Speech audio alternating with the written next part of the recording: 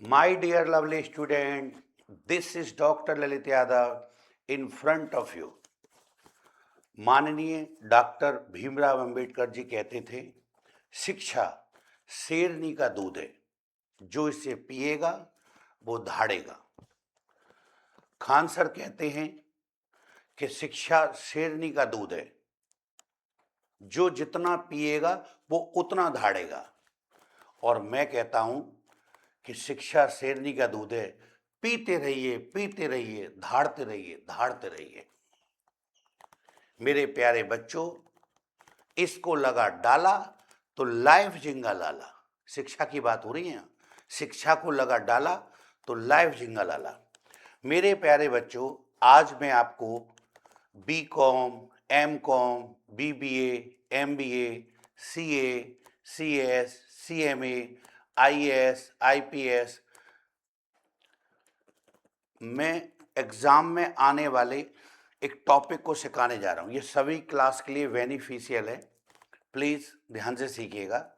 एक बुक होती है बच्चों, कॉस्ट अकाउंट, और एक होता है फाइनेंशियल मैनेजमेंट। ये दोनों ही बुक में बच्चों आपको ये चैप्टर पाया जाता है। चैप्टर का नाम है मैटेरियल कंट्रोल। मैटेरियल कंट्रोल बोल दो, इन्वेंट्री कंट्रोल बोल दो, इन्वेंट्री मैनेजमेंट बोल दो, बात एक ही है। तो हम इस चैप्टर को कैसे बोलेंगे? मैटेरियल कंट्रोल, यह हम बोल सकते हैं इन्वेंट्री मैनेजमेंट, मैनेजमेंट।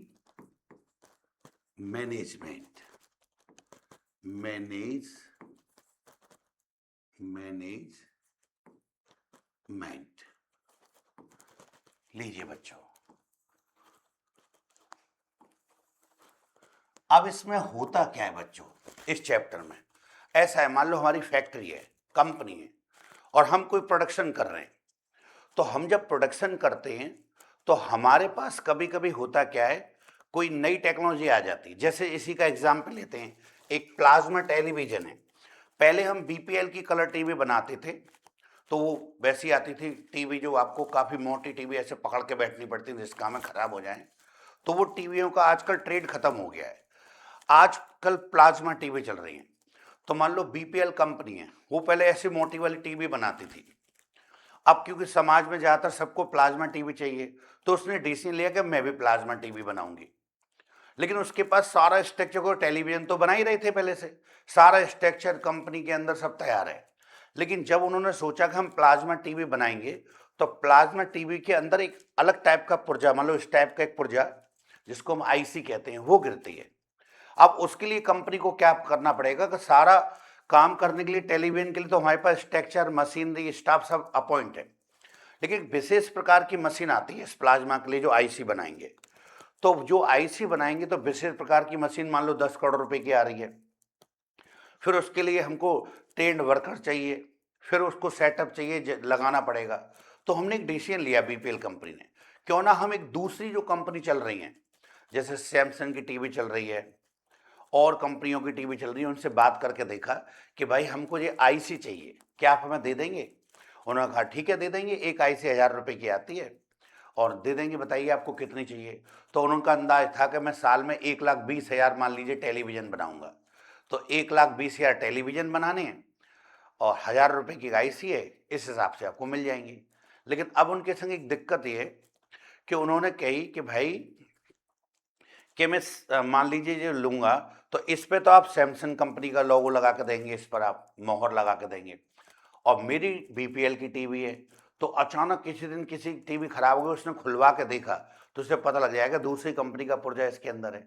तो कंपनी से रिक्वेस्ट करते हैं वो कि भाई एक काम कर सकते हो आप कि इस टेलीविजन के अंदर आप ये हमारी डाई ले लीजिए और इस आईसी पे हमारी डाई बीपीएल लगा देना। तो ठीक है, सामने वाली कंपनी के लगा देंगे, वो कोई बहुत बड़ा मुद्दा नहीं है। उन्होंने वादा कर दिया कि साहब हम लगा देंगे। फिर आगे चले, फिर उन्होंने सोचा कि आपको 1,20,000 जिसको खरीदनी है बीपीएल कंपनी को 1,20,000, तो उसने सोचा कि अगर मैं सारी के सारे एक साथ खरीदूंगा तो 1,20,000 आईसी और 12,000 रुपये से मल्टीप्लाई करूं तो काफ़ी बड़ी अमाउंट हो जाती है। तो इतनी सारी कैपिटल एक साथ इन्वॉल्व हो जाएगी। जबकि हम टेलीविजन जब बनाएंगे तो सारे 1,20,000 एक दिन में नहीं बना लेंगे। उन 1,20,000 को बनाने में मुझे एक पूरी साल चाहिए, साल भर का है। तो क्यों ना मैं धीमे धीमे थोड़ा थोड़ा पार्ट करके खरीद लूँ, थोड़े थोड़े खरीद लूँ, मतलब 1,20,000 के आधे 60,000 खरीद लूँ, या 30,000 खरीद लूँ, या 10,000 खरीद लूँ। भाई 1,20,000 में 12 महीने का भाग दिया तो 10,000 आईसी की जरूरत हमें हर महीने पड़ेगी। तो अब वो कई फैसले ले रहा होती है कंपनी कि चाहे तो हम 10,000 यूनिट्स करके आईसी की खरीद सकते हैं, चाहे तो हम 20,000 खरीद सकते हैं, चाहे तो हम 30,000 खरीद सकते हैं, चाहे तो 60,000 खरीद सकते हैं, चाहे तो 1,20,000 एक साथ। अब कई पहलुओं पर डिस्कस करना पड़ता है। यदि मान लो मैं सारे 1,20,000 एक ही दिन आज ही खरीद लूँ, कोई साल शुरू हो रही है 1 अप्रैल 2026 को, और हम पूरी अगली साल जो एक साल काम करेंगे सारी आईसी एक दिन खरीद के पटक दें, तो उससे कंपनी को क्या नुकसान होगा कि कंपनी के सारे जो 1,20,000 में 1,000 से गुणा करके काफ़ी बड़ी रकम कैपिटल में इन्वेस्ट हो जाएगी। अच्छा, फिर एक और बात, जब सारा माल खरीद लाएंगे तो उसको कहीं ना कहीं आपको रखना पड़ सकता है। जब गोडाउन में लाकर रखेंगे तो बेटे बहुत सी चीज़ ऐसी होती हैं, कुछ ठंडक में रखनी पड़ती हैं, फ्रीजर में रखनी पड़ती हैं, कुछ आइटम ऐसे होते हैं गर्म रखने पड़ते हैं, कुछ आइटम ऐसे होते हैं सील पैक रूम में रखने होते हैं। ऐसे थोड़ी तुम सड़क पर पटक दोगे। मान लो आपको कोई कोठी बनवानी है, आप एक ट्रक सीमेंट खरीद लाए, तो सीमेंट को आपको ऐसे एयर टाइट रूम के अंदर रखना पड़ेगा कि हवा ना लग जाए, बारिश ना हो जाए, तो उसको संभाल कर रखना पड़ता है। जबकि बदरपुट को आप रोड पे पटक देते हैं, ईटाओं को रोड पर पटक देते हैं। तो बहुत सारी चीज़ों पर सोचना पड़ता है। तो अगर मैं इतनी सारी आईसी एक साथ खरीदूंगा तो उसके रख रखाव पे चक्कर पड़ेगा। रख रखाव के लिए मुझे स्टोर रूम वगैरह चाहिए, गर्म ठंडे के हिसाब से भी जरूरत पड़ सकती है। और मान लीजिए यदि मान लो मैं जब रास्ते में लेकर आऊंगा, तो अभी जब सारा माल एक बार में खरीदूंगा, लो दोनों कंपनियों के बीच का डिस्टेंस काफी है। एक कंपनी बॉम्बे में बैठी है और एक कंपनी मथुरा में बैठी है। तो मथुरा वाली कंपनी अगर बॉम्बे से माल खरीद कर लाएगी तो रास्ते का खर्चा पड़ेगा। जितनी बार आप ऑर्डर देंगे हर बार खर्चा पड़ेगा। जैसे मान लो आपने साल में 12 बार खरीदे, तो कॉस्ट ऑफ परचेजिंग रास्ते के खर्चे जो आपको 12 बार करने पड़ेंगे। मान लो 2 ऑर्डर में माल लेके आए तो आपको 2 बार करने पड़ेंगे, 3 ऑर्डर में माल लेके आए तो 3 बार करने पड़ेंगे। तो ये बहुत सारे पहलुओं पर हमें सोचना पड़ता है। तो हम लोग कुछ दिमाग नहीं लगा पाते कितने खरीदें क्या करें। तो हमारे जो अर्थशास्त्री हैं, जो हमारे बुद्धिजीवी लोग हैं, उन्होंने एक फॉर्मूला क्रिएट किया है कि अगर उस फॉर्मूले से आप लोग कैलकुलेट करेंगे तो आपको वो फॉर्मूला ये बताता है कि हमें एक बार में कितने यूनिट खरीदने चाहिए, सबसे अच्छा रहेगा। तो इस चैप्टर की शुरुआत यहीं से होती है। फर्स्ट फॉर्मूला लिख रहा हूँ बेटा, 6 फॉर्मूले इसके अंदर है, उसी पर आधारित ये बेस है। पहला होता है इकोनॉमिक ऑर्डर क्वांटिटी। इसका मतलब है कि मैं कितने यूनिट का एक बार में ऑर्डर दूं। जैसे मुझे 1,20,000 चाहिए, तो 1,20,000 में एक बार में खरीद लूं, 2 बार में खरीद लूं, 60,000 30,000 खरीद लूं, 10,000। ये आपको बुद्धि लगाने की जरूरत नहीं, ये फॉर्मूले से जो अगर निकालेंगे जितनी भी डेट बता दे समझ लो उस उतना ही फायदा होगा। मतलब दोनों पहलुओं को ध्यान रख लेता है वो, कि हम जो है कॉस्ट ऑफ परचेजिंग ज़्यादा बार बार ना आवे। क्योंकि रास्ते में बार बार आप ऑर्डर देंगे तो ऑर्डर पे पैसे में जाएंगे, लाने ले जाने में भाड़े वगैरह के खर्चे होंगे। फिर लेकर आओगे माल तो रख रखाव उसका जो मेंटेन करना उस पर। तो सभी पहलुओं को ध्यान में रखकर ये फॉर्मूला बनाया गया है, इकोनॉमिक ऑर्डर क्वांटिटी। हिंदी बोलते हैं आदर्श आदेश मात्रा या मितव्ययी आदेश मात्रा। तो ये पूरा चैप्टर 6 फॉर्मूले पे डिपेंडेड। मैं 6 फॉर्मूले बोर्ड पर लिख रहा हूं, आप मेरे साथ नोट कर सकते हैं, देखते रहिए। फर्स्ट नंबर पे हम लिखेंगे बच्चों इकोनॉमिक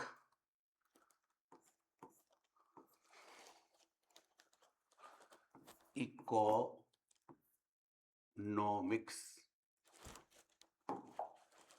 नंबर 1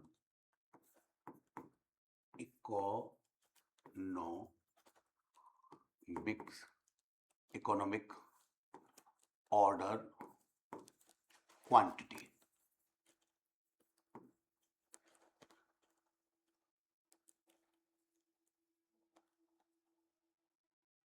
क्वांटिटी मितव्ययी आदेश मात्रा, शॉर्ट फॉर्म में इसको बोलते हैं EOQ।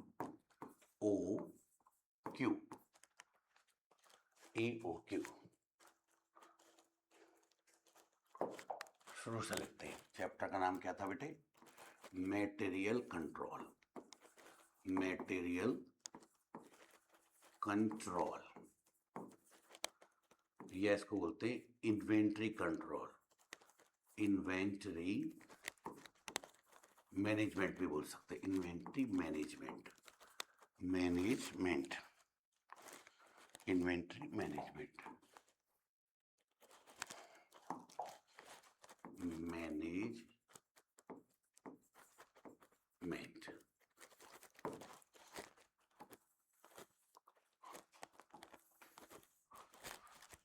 नंबर फर्स्ट फॉर्मूला इस प्रकार है। First, economic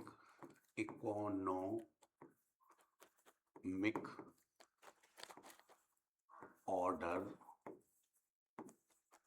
quantity, economic order quantity, short form में EOQ, हिंदी में इसको बोलते हैं आदर्श आदेश मात्रा, यह इसको बोलते हैं मितव्ययी आदेश मात्रा, मितव्ययी आदेश मात्रा। सर इसका मतलब क्या होता है? मितव्ययी आदेश मात्रा, आदेश आदर्श, इसका मतलब ये हुआ बच्चों कि इस फॉर्मूले से जब आप निकालेंगे तो जितनी भी यूनिट्स की वो सलाह दे फॉर्मूला, आपको हमेशा उतने यूनिट का ऑर्डर देना फायदेमंद रहेगा। फॉर्मूला क्या है सर? फॉर्मूला है बच्चों EOQ बराबर अंडर रूट के अंदर है 2 multiply R multiply CP upon CH, ये फॉर्मूला है। सर ये R क्या होता है? सर ये CP क्या होता है? सर ये CH क्या होता है? अभी बच्चों फॉर्मूले कंप्लीट करेंगे, एक एक चीज डिटेल से बताएंगे। नंबर 2, इसमें लिखते हैं मेटेरियल कॉस्ट। मेटेरियल कॉस्ट मतलब जितना भी आप मेटेरियल पूरे साल में खरीदेंगे उसकी क्या कॉस्ट आएगी? R multiply P। Number 3 formula होता है बच्चों ऑर्डरिंग कॉस्ट, मतलब इसका ये हो गया कि आप साल में जितने भी ऑर्डर देंगे उसका पूरा खर्चा क्या पड़ेगा। तो इसमें लिखते हैं बच्चों हम R upon EOQ multiply CP। Next page पे चलते हैं। चलो नंबर 4 पे हम लिखते हैं बच्चों कैरिंग कॉस्ट।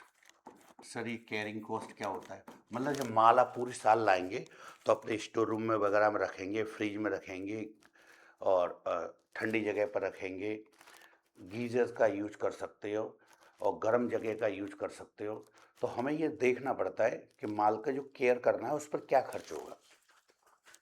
तो केयरिंग कॉस्ट में आता है आपका EOQ upon 2 multiply CH। Number 5 total inventory cost. Total inventory cost short form में इसको बोलते हैं हम शॉर्ट फॉर्म में इसी को बोलेंगे TIC।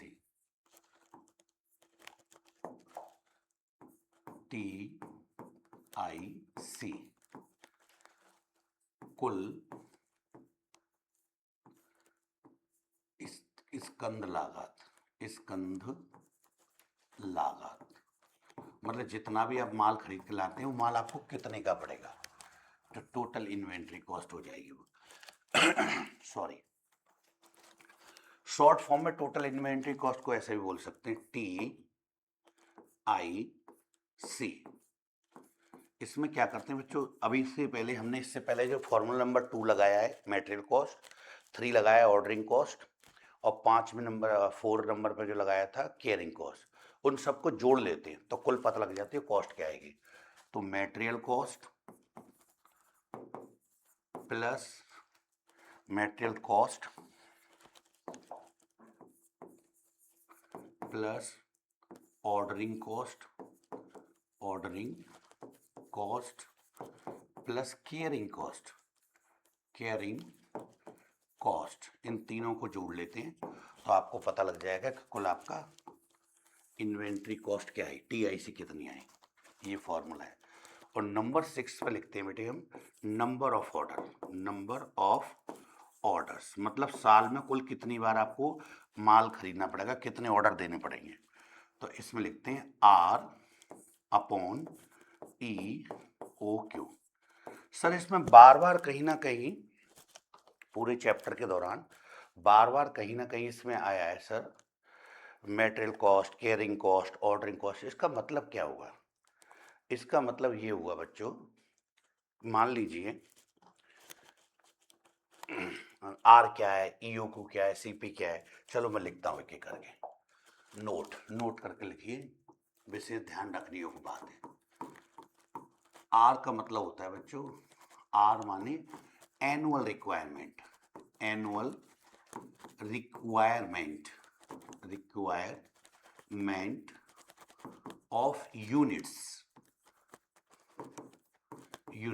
मतलब वार्षिक आवश्यकता इकाइयों में, वार्षिक आवश्यकता इकाइयों में मतलब कितने यूनिट्स चाहिए आपको इकाइयों में। तो इसको हम रिक्वायरमेंट बोलते थे, R फॉर रिक्वायरमेंट। कभी कभी बहुत से राइटर्स इसको केवल A बोलते थे, A for annual requirement. R माने रिक्वायरमेंट, पूरे साल में आपको कितने चाहिए। फिर एक होता है बच्चों P माने होता है प्राइस पर यूनिट, एक पीस कितने का मिल रहा है, प्राइस पर यूनिट्स। एक पीस कितने का है, यूनिट्स की जगह यूनिट बोलोगे तो ज़्यादा अच्छा है। तो प्राइस पर यूनिट, एक पीस कितने का मिलेगा। फिर उसके बाद एक वर्ड आया था CP, इसको बोलते हैं cost of purchasing, cost of purchasing पर ऑर्डर। इसका मतलब है कि जब आप ऑर्डर देंगे बच्चों तो एक ऑर्डर में रास्ते में आपके पास माल आने में कितना पैसा खर्च होगा, जैसे भाड़े वगैरह के कितने रुपए लगेंगे, इस फॉर्मूले से ये पता लगता है कॉस्ट ऑफ परचेजिंग। नेक्स्ट बच्चों एक होता है CH, कॉस्ट ऑफ होल्डिंग, रख रखाव की लागत, होल्डिंग पर ऑर्डर। सर मतलब क्या हुआ इस बात, मान लीजिए आपने एक ऑर्डर दिया और वहां से माल आपके पास आ गया, तो जब माल आ जाएगा तो उसको रख रखाव पे क्या खर्चा करना पड़ेगा। मान लीजिए एक बार में हम लोग 20,000 यूनिट लाते हैं और कोई रूम हमने ले रखा है बच्चों किराए पर, कोई गोडाउन ले रखा है किराए पर और खुदा ना खास्ते वो भी 20,000 रुपये का है, तो आपको हर महीने उसका किराया देना पड़ सकता है। उसमें लाइट वगैरह खर्च हो रही होगी, वो हो सकता कोई गार्ड वगैरह रखा हो, तो उन सब खर्चों को जोड़ते हैं कि एक ऑर्डर देने पे माल तो आ जाएगा, लेकिन माल का मेंटेनेंस करने के लिए, रख रखाव के लिए क्या खर्च होंगे आपके पास, ये कुछ खर्चे करने पड़ेंगे, तो उसको बोलते हैं कॉस्ट ऑफ कैरिंग। अच्छा, ये कभी कभी परसेंट में दे रखी होती है, तो विशेष ध्यान रहे, नोट लिखता हूं यहाँ, note if CH given in percentage, then we must calculate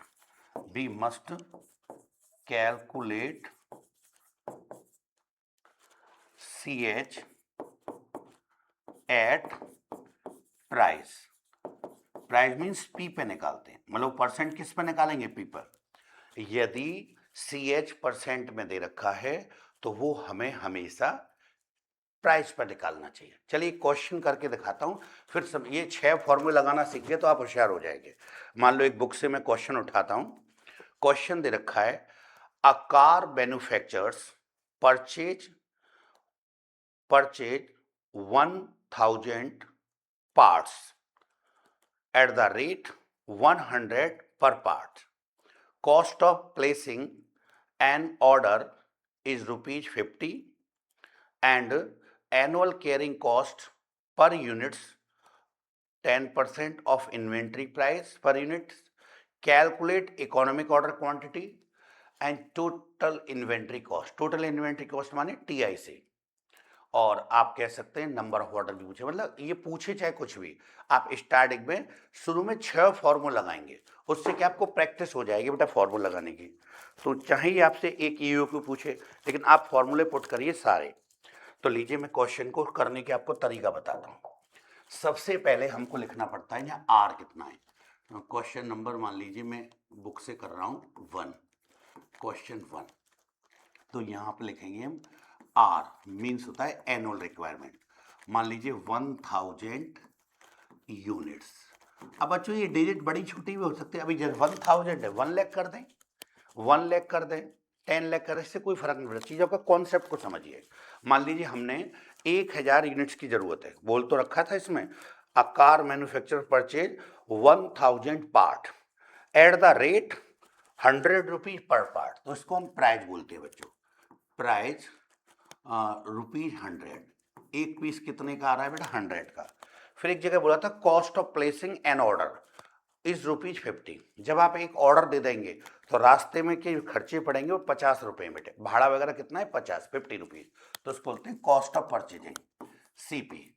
तो ये 50 रुपए बेटा।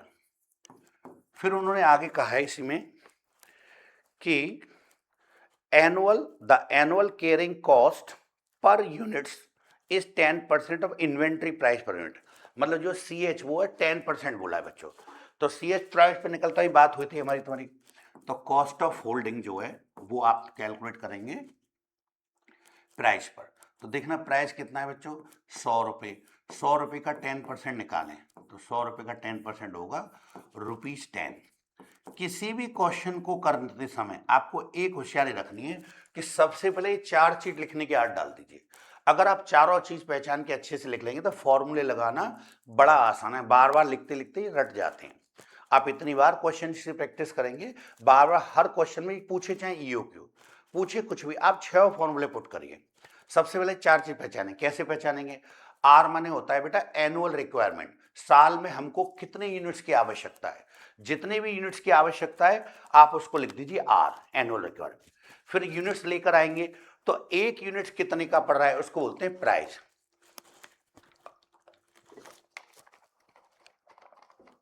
Price per unit. तो एक यूनिट हमको इतने का मिल गया। उसके बाद आप लोग इसमें देखते कॉस्ट ऑफ परचेजिंग CP कि एक ऑर्डर देने पर, जब मैं एक बार ऑर्डर दूंगा तो मेरे पास घर तक आने में क्या प्राइस पड़ने वाली है उसको कॉस्ट ऑफ परचेजिंग बोलते हैं बेटा। रास्ते के भाड़े वगैरह, भाई ऑर्डर दोगे तो माल रिस्के में, तांगे में, टेम्पो में, मेटाडोर में, किसी में भी आ सकता है। मान लो अभी पास के पास ऑर्डर देंगे तो आप रिस्के में ला सकते हो, दूर से देंगे तो मेटाडोर में आएगा, ट्रक में आएगा, तो वो रास्ते के खर्चों का है, तो उसको कॉस्ट ऑफ परचेजिंग बोलते हैं। एक ऑर्डर में जब आप एक बार ऑर्डर देंगे तो आपके पास जहां से माल खरीदा है आपके गोडाउन तक आते आते रास्ते के कितने खर्चे, उसको कॉस्ट ऑफ परचेजिंग बोलते हैं। CH माने कॉस्ट ऑफ होल्डिंग, जब माल आ गया तो आप उसको सड़क पर पड़ा हुआ तो छोड़ नहीं दोगे।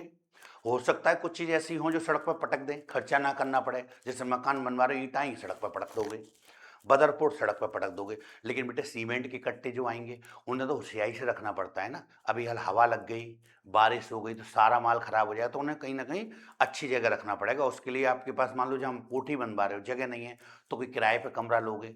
अब किराए पे कमरा लोगे तो उसका किराया देना पड़ सकता है। ऐसी चीज़ों को ध्यान रखो, उसको बोलते हैं कॉस्ट ऑफ होल्डिंग। जैसे ही चारों चीज, और कॉस्ट ऑफ होल्डिंग की एक खास बात क्या है CH की, कि यदि या तो रुपए में कह रखा है 10 रुपए, 5 रुपए, 2 रुपए तो इजीली लिख लो। लेकिन यदि उन्होंने कह रखा है क्वेश्चन के भीतर कि केयरिंग कॉस्ट 10% ऑफ प्राइस, तो हमेशा इसको परसेंट में दे रखा है, 10, 12 पर 15 कितनी परसेंट हो, वो हमेशा आपको पी पे कैलकुलेट करनी पड़ती है। चलो मैं 6 फॉर्मूले लगा के बताता हूँ बातों बातों में कि 6 फॉर्मूले का मतलब क्या है। नेक्स्ट पेज पे चलते, चलो यहां से शुरू कर देता हूँ। Number one economic order quantity यानी EOQ। ये अंडर रूट का साइन है बेटा, 2 फॉर्मूले में ही है, R multiply CP upon CH, ये सब है। तो आप धीरे धीरे बराबर की जगह बराबर लगा के वैल्यू पुट करना शुरू करें। तो 2 फॉर्मूले में था ही बेटा। फिर लिखेंगे हम R की वैल्यू कितनी, देखो बेटा ऊपर 1000 मल्टीप्लाई CP कितना है बच्चों 50 यानी 50, और अपॉन बेटा CH कितना आया था अभी आपका 10। अब देखिए या तो ये अगर कट रहे हो किसी से तो आप चाहो तो इसको छोटा कर सकते हैं थोड़ा, यहीं पर जैसे मान लीजिए बराबर लगाएं हम लोग, 2 फॉर्मूले में ही है। मैं इससे इसको काटूंगा, मान लो एक जीरो से जीरो काट लेते, चलो इस जीरो से काटा तो यहाँ रहेगी केवल 5, तो 1000 मल्टीप्लाई 5, मैंने इससे काट लिया ना बेटा, एक जीरो से एक जीरो तो 5 रह गए। अब इसका मल्टीप्लाई करिए, देखिए इसका करेंगे तो 5000 और 5 दूनी 10,000, अरे ये 1000 2000 और 2 से किया 1,00,000 और इसका 10,000, तो आप ऐसे कर लीजिए, देखिए तो मैंने इससे इसको काट दिया तो 5 रह गए ना बेटा केवल, तो 5, अब 1000 का 5 से 5 और 10, तो टोटल वर्गमूल के अंदर आ गए बेटा आपकी 10,000। अब इसका आप अंडर रूट देख लीजिए कैलकुलेटर पर, वर्गमूल कर लीजिए क्या आता है। तो आप लोग जब इसका वर्गमूल करेंगे, कैलकुलेटर चला लो, नहीं तो आप जानते ही होंगे कैलकुलेट करना।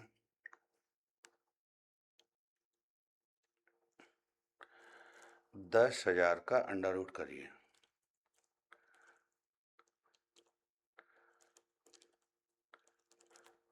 अरे अंडर रूट करने का देखो मैं आसान तरीका बताऊं तुम्हें, कि जैसे मान लो ये है, तो इस बात का मतलब यही तो हो सकता है, देखो कैसे, सुनना ध्यान से, कि मैं इसको दो तोड़ के लिखूं, 100 का गुणा 100 से करें तो आपका ये हो जाएगा, तो इसमें से क्या है, हम लोग ये काट दें तो इसका वर्गमूल बड़ी आसानी से 100 यूनिट आएगा बेटा।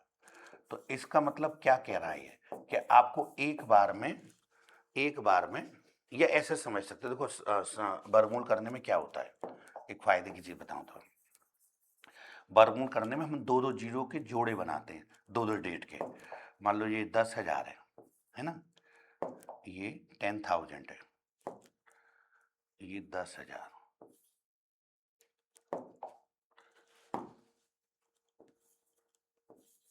तो एक तो जोड़ा मैंने ये बना लिया, एक जोड़ा ये बना लिया, तो एक का वर्गमूल एक होता है, एक ही जीरो ले लें, तो ये आ गए आपके 100 यूनिट्स। आप नेक्स्ट पेज पे चलते हैं। इसके बाद नंबर 2 पे एक फॉर्मूला लगाते थे बच्चों हम लोग, मटेरियल कॉस्ट, तो इसमें होता है R मल्टीप्लाई P, मतलब साल की आवश्यकता, रिक्वायरमेंट, तो रिक्वायरमेंट 1000 यूनिट की थी और P बेटा आपका कितना था, 100, तो इन दोनों का मल्टीप्लाई किया तो आपका आ गए 1,00,000 रुपए, यानी टोटल आपको माल खरीदने में 1,00,000 रुपए देने पड़ेंगे। नंबर 3 पर एक फॉर्मूला आप लगाते हैं, उसका नाम है ऑर्डरिंग कॉस्ट, टोटल ऑर्डर देने में क्या कॉस्ट आएगी, तो ऑर्डरिंग कॉस्ट, तो ऑर्डरिंग कॉस्ट में आप देखेंगे तो फॉर्मूला है बेटे R अपॉन EOQ, इससे पता लग जाता है इतने पोर्शन से कि आप कितने ऑर्डर देंगे, और मल्टीप्लाई सी पे, देखो मैं बताऊं, जैसे आपको 1,000 यूनिट खरीदने कुल, है ना, और EOQ अभी आया था 100, तो 1,000 में 100 का भाग देंगे तो हमें नंबर ऑफ ऑर्डर पता लग जाएंगे कितने ऑर्डर देने पड़ेंगे, और फिर ऑर्डर पर हर एक ऑर्डर का 50 रुपये रास्ते का लगता है। जैसे मान लो मैं इसमें इसका भाग दूं तो 10 ऑर्डर देने पड़ेंगे आपको साल में, और हर ऑर्डर पे रास्ते के खर्चे कितने होते हैं, 50, तो जोड़ें 500 रुपये आ गए।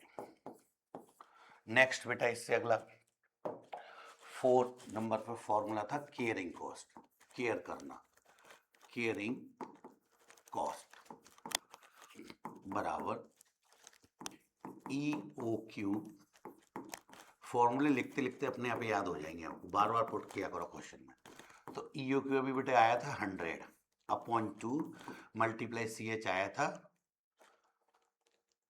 10 रुपये, तो जैसे आप इनको काटोगे 1,000 में दोगे तो 500 रुपये आ गए। देखो ध्यान करो, अभी थोड़ी देर पहले आपने निकाला था ना ऑर्डरिंग कॉस्ट, वो भी 500 रुपये आया था, इससे पहले वाले पेज पे ये देखो। तो जब भी आप फॉर्मूला जो अर्थशास्त्रियों ने बनाया है उसकी बात मानोगे, मतलब फॉर्मूले से निकल के आया इकोनॉमिक ऑर्डर क्वांटिटी, मान लो आपका जितना भी निकल के आया, एक एक 100 आया, तो आपको हमेशा 100 ही ऑर्डर देने, ये नहीं अपने मन से 120 125 दे दें। तो अगर फॉर्मूले से निकला है इतने दीजिए ऑर्डर, तो हमेशा उतने दो, आपको हमेशा फायदा होगा। मतलब जो केयर करने की कॉस्ट, जो माल आता है केयर करने की कॉस्ट और आपकी ऑर्डरिंग कॉस्ट हमेशा बराबर आएंगे। अर्थात ये कि आपको फिर बुद्धि लगाने की नेक भी जरूरत नहीं पड़ती, अपने आप ये ऐसी चीज़ों का सिस्टमेटिक तरीके से निकलेगा, साइंटिफिक तरीके से, कि आप व्यापारी के लिए सबसे कंफर्टेबल होगा। आप फॉर्मूले को फॉलो करो, मतलब उन्होंने ईओ को जितना बताया उतने, बहुत से व्यापारी इनको झुटला देते हैं, नहीं मानते बात, ईओ की कुछ और कह रहा है, वो अपने मन से कुछ और खरीदते हैं। मतलब जैसे आपको 1,000 पीस चाहिए, पूरे साल में, और इकोनॉमिक ऑर्डर कहते हैं कि एक एक करके 100 पीस खरीदो, लेकिन आप नहीं मानते बात, आप 300 खरीद लेते हो, आप 250 खरीद लेते हो, तो फिर तुम जानो भैया कहीं ना कहीं चीज़ें फिर गड़बड़ा जाएंगी। यानी इकोनॉमिक ऑर्डर कंट्री अगर आप नहीं फॉलो करोगे तो आपका ऑर्डरिंग कॉस्ट और केयरिंग कॉस्ट डिफरेंट हो सकता है। लेकिन अगर ईओ को जो आ रहा है आपने उसी को लेकर आगे फॉलो किया तो आपका दोनों ही बराबर आएगा। तो ये दोनों चीज बराबर, इतना ध्यान नहीं रखना है बच्चों, मैं समझाने के लिए कर रहा हूं केवल। तो अभी देखो ऑर्डरिंग कॉस्ट भी 500 आया बेटा और कैरिंग कॉस्ट भी आपका 500 आया। अब ध्यान से सुनना, इसके बाद छठवां फॉर्मूला लगाएंगे बेटे हम। 5 तक तो हम 4 तक आ चुके, तो प्रीवियस पेज पे चले। Wait for few minutes.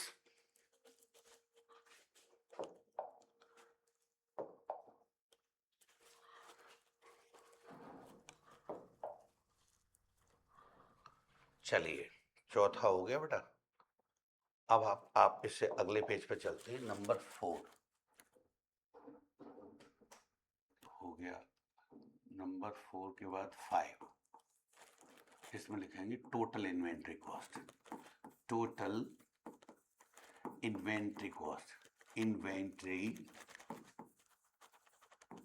Cost बोले तो TIC ये निकालनी है मान लो, तो इसका फॉर्मूला पुट करेंगे, लिखेंगे टोटल इन्वेंट्री कॉस्ट। फॉर्मूला है बेटा मटेरियल कॉस्ट, कुल माल कितने का पड़ता है आपको साल भर में, प्लस ऑर्डरिंग कॉस्ट और प्लस केयरिंग कॉस्ट, माल की केयर पर क्या खर्च कर रहे हैं, केयरिंग कॉस्ट। इन तीनों को जोड़ लेते हैं। तो ध्यान करो बच्चों, ये तो मटेरियल कॉस्ट आपका 1 लाख रुपए आया था बेटा, और ये आपका ऑर्डरिंग कॉस्ट भी 500 रुपीज आ रहा था, और केयरिंग कॉस्ट भी आपका 500। अगर इन सबको एक साथ जोड़ लें तो पूरी साल में माल आपको 1,01,000 रुपये का पड़ेगा। ये आपकी टोटल इन्वेंट्री कॉस्ट आ गई।